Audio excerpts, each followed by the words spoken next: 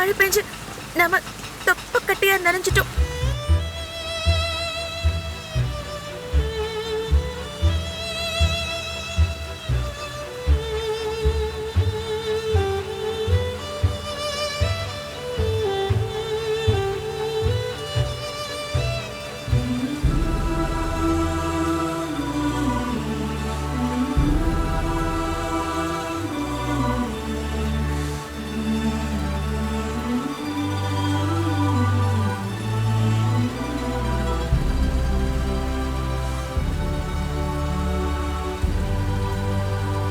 ஏங்க ஒரு நிமிஷம்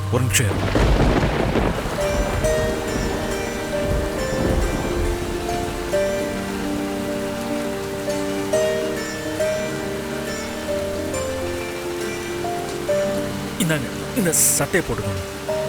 இல்ல பரவாயில்லைங்க. அட போட்டுக்கோங்க, உங்களுக்கு உடம்பெல்லாம் ரொம்ப நடுங்குது. உங்களுக்கு குளிராதா? இல்ல நான் பாத்துக்கிறேன், நீங்க போட்டுக்கோங்க.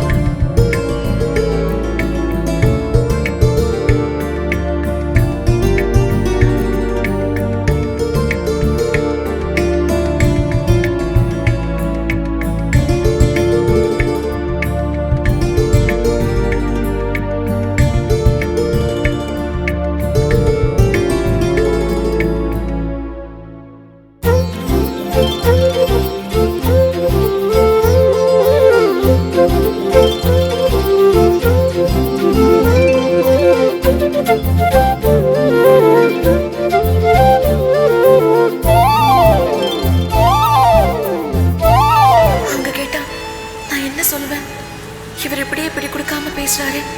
கடவுளே, இந்த பிரச்சனையை நீதான் சீக்கிரம் சரி பண்ணணும். அம்மா, பிரியா, நீங்க ரெண்டு பேரும் சாப்பிட்டு தானே போறீங்க? நான் வேணா சேர்த்து செஞ்சிரவா?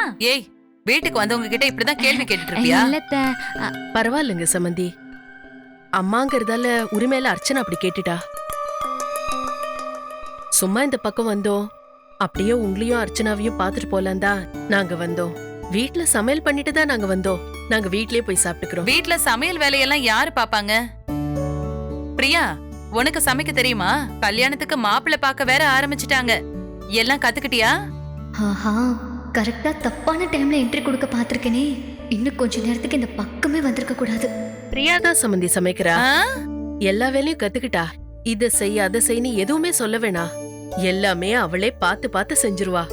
பரவாயில்ல பிரியா, அப்படிதான் இருக்கணும். யாரு எப்போ என்ன வேலை கொடுத்துருவாங்களோ, எப்படி தப்பிச்சு ஓடலாம்னு நினைக்காம பொறுப்பா வீட்டை பாத்துக்கணும். சரியா? நல்லா இருக்கீங்களாமா? மயில, ஐயா எங்க? ரொம்ப நேரமா காணோம். வெளியில கிளம்பி போயிட்டாரா? இல்லம்மா, கொஞ்ச நேரத்துக்கு முன்னாடி உங்க ரூம்ல துணி வைக்க போனேன். அப்ப அங்கதான் இருந்தாரு. சரி, நான் வர சொன்னேன்னு நீ அவரை கூட்டிட்டு வா. சரிங்கம்மா. அட, ஐயாவே வந்துட்டாரு. வணக்கம் சம்பந்தி. வணக்கம் மாமா. உட்காருங்க. நல்லா இருக்கீங்களா சம்பந்தி? நல்லா இருக்கேன் சம்பந்தி. பிரியா, எப்படிமா இருக்க? நல்லா இருக்கியா? நல்லா இருக்கேன் மாமா. சரி, எப்ப வந்தீங்க? இப்பதான் மாமா வந்தோம். இப்பதான். நீங்க எப்படி இருக்கீங்க? மா, ராணி மாதிரி சிவகாமி இருக்கும்போது எனக்கு என்னம்மா, ராஜா மாதிரி நான் இருக்கேன். அம்மா இருக்கும்போது இங்க யாருக்கும் எந்த கவலையும் கிடையாது. நல்லா இருக்கீங்களா மாப்ள? அத்தை, நல்லா இருக்கேன் அத்தை. என்ன செந்திலு, நீயும் உங்க அப்பாவும் சேர்ந்துகிட்டு என்ன கிண்டல் பண்றீங்களா? சரவண இங்க இருந்திருக்கணும் இப்போ.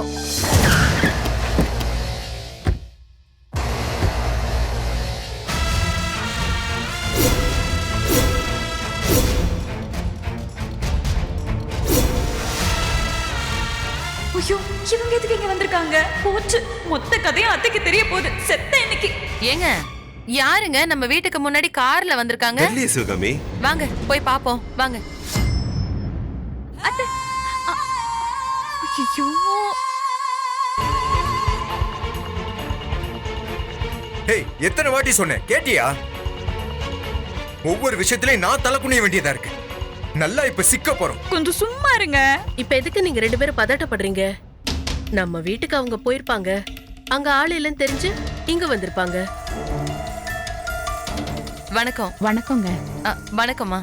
நீங்க நான் சமாளிச்சுக்கிறேன், நீங்க பதறாதீங்க. ஐயோ ஐயோ ஐயோ.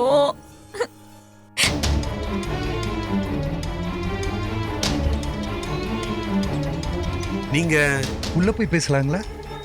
எதுக்கு உள்ள என்ன போய் உள்ள பேசணும்? பேசணுங்கிறாரு? ஆ, ஆ, சமந்தி, அவங்க நமக்கு வேண்டப்பட்டவங்க தான். அவங்கள உள்ள கூப்பிடுங்க. ஓ, உங்களுக்கு வேண்டப்பட்டவரா? வாங்க வாங்க. வாங்க, முன்னாடியே உள்ள வாங்க, சொல்லிருக்கலாம்ல.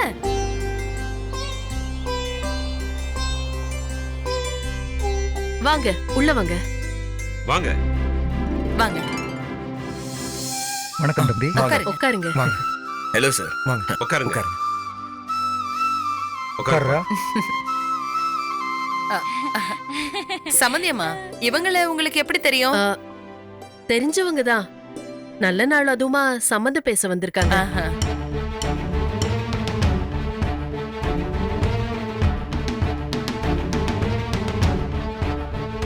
சம்பந்தம் பேசவா? சம்மந்தி, கல்யாண வயசுல வீட்ல பொண்ணு இருந்தா சம்மந்தம் பேச வரதுல என்ன ஆச்சரியம் இருக்கு? ஓ, புரிஞ்சிருச்சு புரிஞ்சிருச்சு. இவளுக்கு ம்.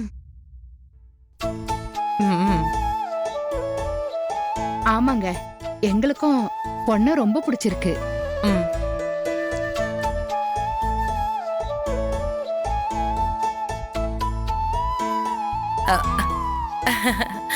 இருங்க. மயில, உள்ள போய் இனிப்பு எடுத்துட்டு வா போ. என்ன பாக்குற, எடுத்துட்டு வா. போமா, போய் சீக்கிரம் எடுத்துட்டு வா.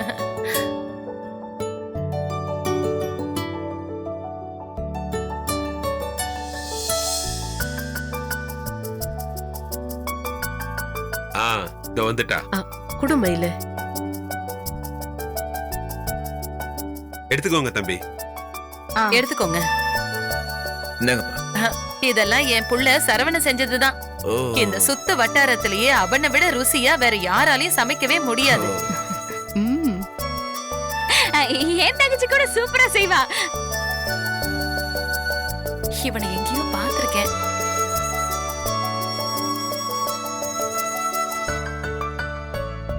இவன் தாமா மாப்பிள்ள, பேரு பாஸ்கர். ஓ, இவன் பேங்க்ல வேலை பாக்குறான். என் பையன் கூட பேங்க்ல தான் வேலை செய்யறான். நான் இவரை எங்கேயோ பார்த்திருக்கேன், ஆனா எங்கன்னு தான் சரியா ஞாபகத்துக்கு வர மாட்டேங்குது. நம்ம ஊருக்காரு தாமா. வெளியில எங்கேயாவது போகும்போது பாத்திருப்பீங்க. ம். இவர மாதிரியே வேற யாரையாச்சும் கூட நீங்க பாத்திருக்கலாம்ல.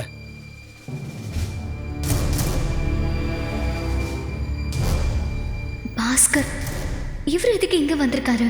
அப்போ இதுதான் அவர் சொன்ன சஸ்பென்ஸா?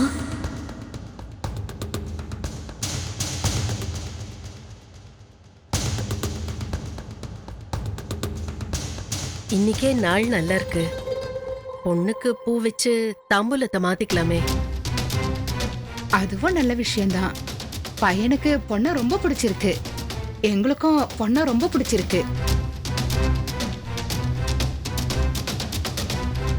எங்க பையனுக்கு உங்க பொண்ணை கட்டி கொடுக்க உங்களுக்கு சம்மதமா?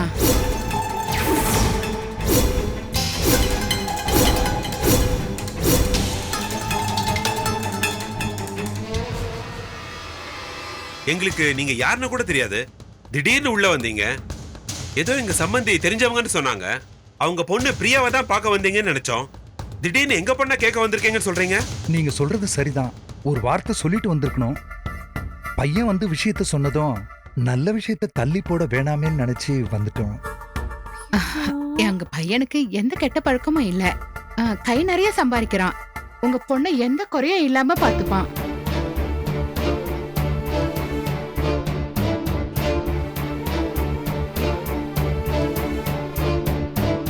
ஒரு நிமிஷம் இருங்க.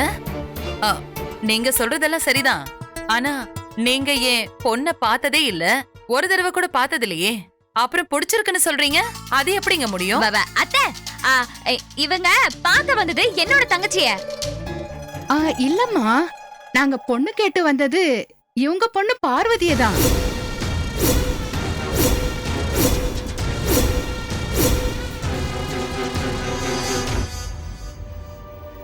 அதாங்க சொல்றேன், நீங்க இது வரைக்கும் என் பொண்ணு பார்வதியை பார்த்ததே கிடையாதே. அப்புறம் எப்படி நீங்க? என்ன சிவகாமி, அவங்க அங்க எங்க 4 இடத்துக்கு வெளியில போறவங்க, எங்கேயாவது வெளியில போறப்ப பாத்திருப்பாங்க. பார்க்காம எவ்வளவு தூரம் வந்து பேசுறாங்க.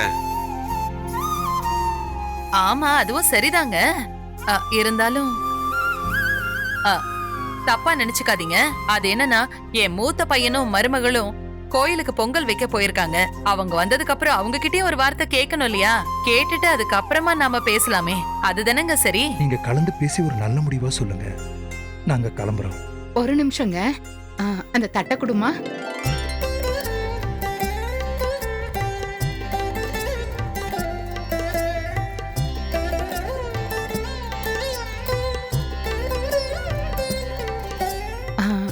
எனக்கு உங்களையும் உங்க பொண்ணையும் ரொம்ப பிடிச்சிருக்கு. உங்க எல்லாரையும் பிடிச்சிருக்கு. உங்க பையன் கிட்ட கலந்து பேசிட்டு எங்களுக்கு நல்ல முடிவா சொல்லுங்க.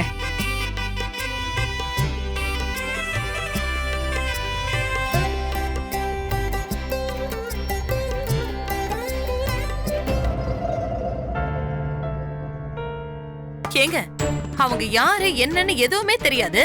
உங்க பொண்ணு கொடுங்கன்னு கேட்டு தட்டை கொடுத்துட்டு போயிட்டாங்க. நம்ம சம்பந்தி அம்மா தான் தெரிஞ்சவங்கன்னு சொன்னாங்களே சிவகாமி. சம்பந்தி அம்மா உங்களுக்கு தெரிஞ்சவங்க தானே? இவங்க இங்க வருவாங்கன்னு உங்களுக்கு தெரியுமா? அவங்க திடீர்னு இப்படி வருவாங்கன்னு நானும் எதிர்பார்க்கவே இல்லைங்க.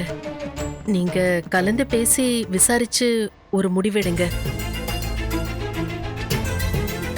அக்கா, என்னக்கா இது? அமைதியாரு, கொஞ்சம் சும்மா இரு பிரியா. நான் பாத்துக்கிறேன், எல்லாத்தையும் நான் பாத்துக்கிறேன். இப்போதைக்கு நீ எதுவும் பேசாத பிரியா. சரிங்க சம்மதி, நாங்க வந்து ரொம்ப நேரம் ஆச்சு. நாங்க கிளம்புறோம். மாப்பிள்ள, நாங்க வரோம். பிரியா, வாமா போலாம். அர்ச்சனா, வர சம்மதி. சரிம்மா, வா வா.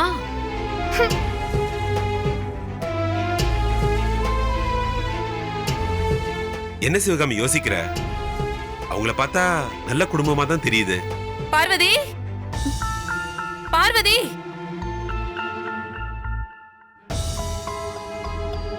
என்னம்மா? இப்போ உன்னை பொண்ணு கேட்டு வந்துட்டு போன அந்த பையன் யாரு? அது வந்துமா. என்ன கை நீட்டி அடிக்க வச்சிடாத பார்வதி. ஒழுங்கு மரியாதையா உண்மைய சொல்லிடு. இப்ப வந்துட்டு போனவன் யாரு? அம்மா, அவளுக்கு என்ன சிவகாமி தெரியும்? இதே நீ அவகிட்ட கேக்குற? தெரியாதுன்னு அவ இன்னும் வாயை திறந்து சொல்லவே இல்லையே. இவ சொல்ல மாட்டாங்க, நான் சொல்றேன். அன்னைக்கு இந்த தெரு முக்குல இவ ஒரு பையன் கூட நின்னு பேசிட்டு இருந்தான்னு நான் சொன்னேன்ல, இவன் தான் அந்த பையன். வாயை திறந்து பதில் சொல்லாண்டி. அவன் தானே இவன். அது வந்துமா. நீ பேச வேண்டாம். நீயும் உன் பொண்டாட்டியும் அன்னைக்கு இவளுக்கு சப்போர்ட் பண்ணி தசை திருப்பி விட்டுட்டீங்க. அப்போ உங்க 2 பேருக்கும் இதுல சம்பந்தம் இருக்கா? அப்படிலாம் எதுவும் இல்லம்மா. உங்க பொண்ணு இந்த உலகத்திலே வசதியானவன் நீங்க பேசுவீங்கல்ல, இப்ப என்ன சொல்றீங்க சொல்லுங்க. நம்ம குடும்ப மானத்தை அழிக்கிறதுக்காகவே இப்படி பண்ணிருக்காங்க. இத பாருமா, இந்த காதல் கல்யாணத்துக்கெல்லாம் நான் சம்மதிக்கவே மாட்டேன். சிவகாமி, முழுசா என்ன ஏதுன்னு தெரிஞ்சுக்கிட்டு ஒரு முடிவுக்கு வரலாம். இவ பண்ணி இருக்கிற வேலைக்கு வெட்டியே போட்டிருக்கணும். நான் இப்ப பொறுமையா பேசிட்டு இருக்கேன். அசிங்கம் அலியடி உனக்கு? அம்மா, என்ன பொண்ணு கேட்டு வந்து என்ன கல்யாணம் பண்ணிக்கங்கன்னு இவளே கேட்டிருப்பா. இல்லனா எப்படி வர முடியும் அவங்க? இவ உண்மையிலேயே நம்ம பொண்ணு தானாங்க. அம்மா, அது வந்துமா. நம்ம பார்வதி வாழ்க்கை சந்தோஷமா இருக்கணும்னா நீங்க ஏமா இதை ஒத்துக்க கூடாது? அவங்க உங்க சம்மதம் கேட்டு தானமா வந்திருக்காங்க. காதல் கல்யாணம்லாம் இப்ப ரொம்ப சகஜமாயிடுச்சுமா. முடியாது, என்னால இதை ஏத்துக்கவே முடியாது. யார் வேணும்னாலும் என்ன வேணாலும் முடிவு எடுத்துக்கிட்டோம். ஆனா இந்த கல்யாணத்துக்கு நான் சம்மதிக்கவே மாட்டேன். அவ்வளவுதான். சிவகாமி, சொல்றத கேளேன். சிவகாமி நில்லு. அண்ணன், இவங்களை காப்பாத்த என்ன மாட்டி விட்டுட்டீங்கல்ல, இப்போ உங்களுக்கு சந்தோஷமா? யாரு எக்கடி கேட்டாலும் நீங்க 2 பேரும் மாட்டிக்கவே கூடாதுல்ல. இப்படிப்பட்ட புத்தி இருக்கிறதுனால தான் எல்லா இடத்துல மாட்டிட்டு அசிங்கப்படுறீங்க. பார்வதி, ரொம்ப ஓவரா பேசாத. என்னமோ உனக்கு ஒண்ணும் தெரியாத மாதிரியும் நாங்க தான் எல்லாம் செஞ்ச மாதிரி பேசுற. நீ கிரீன் சிக்னல் கொடுக்காம அவன் இங்க வந்திருப்பான். வெறுக்கிற மாதிரி நடிச்சுக்கிட்டே அவனை வளைச்சு போட்டல. போதும் அண்ணி, எல்லாத்துக்குமே ஒரு லிமிட் இருக்கு. அண்ணன், அவங்க தான் அப்படியே பேசிட்டு இருக்காங்க, நீ வாயை மூடிட்டு அமைதியா நிக்கிற. இந்த மொத்த பிரச்சனையும் ஆரம்பிச்சது உங்களாலயா இல்ல என்னாலயா? உங்க தங்கச்சிக்கு பாஸ்கரை வளைச்சு போடணும்னு இந்த வீட்டுக்கு பொண்ணு பார்க்க வர சொன்னதுல இருந்து வரிசையா பிளான் போட்டது நீங்களா இல்ல நானா? பார்வதிக்கு தலைமுழுக்க பெயின் இருக்கு, தினம் ராத்திரி கத்துவா, அவளுக்கு தீராத வியாதி இருக்குன்னு நீங்க சொன்னீங்கல்ல. அது எப்படி உனக்கு தெரியும்? தெரியும், நீங்க என்னெல்லாம் பண்ணீங்களோ எல்லாமே எனக்கு தெரியும். இப்பவே போய் நான் அம்மா கிட்ட சொல்றேன். பார்வதி, பார்வதி நில்லு ப்ளீஸ். பார்வதி, அத்தை கிட்ட மட்டும் எதுவும் சொல்லிடாத பார்வதி. உனக்கு என்ன பாஸ்கரா பிடிச்சிருக்குல்ல, இந்த கல்யாணத்துல நான் எந்த பிரச்சனையும் பண்ண மாட்டேன் பார்வதி. அத்தை கிட்டயும் மாமா கிட்டயும் பேசி எப்படியாவது இந்த கல்யாணத்தை நடத்துறதுக்கு நான் ஏற்பாடு பண்றேன். ப்ளீஸ் பார்வதி, அத்தை கிட்ட மட்டும் சொல்லிடாத. முளைச்சு 3 இலை விடல. உங்க தங்கச்சிக்கு திமிர பாத்தீங்களா? நீ தானே அர்ச்சனா அவகிட்ட தேவையில்லாம வாயை கொடுத்து மாட்டிக்கிட்ட. நான் என்ன சொன்னேன்? என்ன சொன்னேன் சொல்லுங்க. நீ எதுக்கு அவகிட்ட போய் கிரீன் சிக்னல்லாம் கொடுத்த அப்படின்லாம் பேசுற? ஓ, நீங்க அதை இல்லன்னு வேற சொல்றீங்களா? என் தங்கச்சிக்கு பார்த்த மாப்பிளைய அவன் மயக்கிட்டா. இத நான் எத்தனை தடவை வேணாலும் எங்க வேணும்னாலும் சொல்லுவேன். ஏன்னா அதான் உண்மை. சரி, அப்பவா வந்து எங்க அம்மாட்ட சொல்றியா இத? என்ன மிரட்டுறீங்களா? முதல்ல உங்க தங்கச்சி மிரட்டினா, இப்ப நீங்களா? ஆளாளுக்கு அத்தை பேரை சொல்லி மிரட்டினா பயந்துருவேன் நினைச்சிட்டு இருக்கீங்களா? ஏய், ஓ மேலே தப்பு இருக்கிறதுனால தானே அங்க அவகிட்ட பேச முடியாம இங்க வந்து இப்படி கத்திக்கிட்டு இருக்க. தெரியுங்க, உங்களை பத்தி எனக்கு ரொம்ப நல்லாவே தெரியும். உங்க கழுத்துக்கு கத்தி வரும் தெரிஞ்சா என்னை விட்டுட்டு ஓடிடுவீங்கன்னு ரொம்ப நல்லா தெரியும் எனக்கு அதெல்லாம். ஏன் உங்க பாட்டி ஊர்ல இருந்து ஒரு மாப்பிள்ளை அமுச்சு விட்டாங்கல்ல, அவனை கட்டிக்க வேண்டியதானே? இந்த பாஸ்கர் தான் கிடைச்சானா? அப்படியே பார்த்தாலும் பாஸ்கருக்கு தான் உன் தங்கச்சியை பிடிக்கல. அப்படி வாங்க. பாஸ்கருக்கு ஏன் என் தங்கச்சியை பிடிக்கல? ஏன்னா பார்வதி அவனை மயக்கிட்டா. புரியுதா? நான் பாஸ்கர் கிட்ட பேசினதுலாம் பார்வதிக்கு எப்படி தெரியும்? ஏன்னா இவங்க 2 பேரும் தொடர்ந்து பேசிட்டு இருக்காங்கங்க. இந்த பக்கம் எதுவுமே தெரியாத மாதிரி வீட்ல என்கிட்ட பேசிட்டு, அந்த பக்கம் பாஸ்கர் கூட இவ பேசிட்டு இருந்திருக்கா. என்ன அசிங்கங்க இது.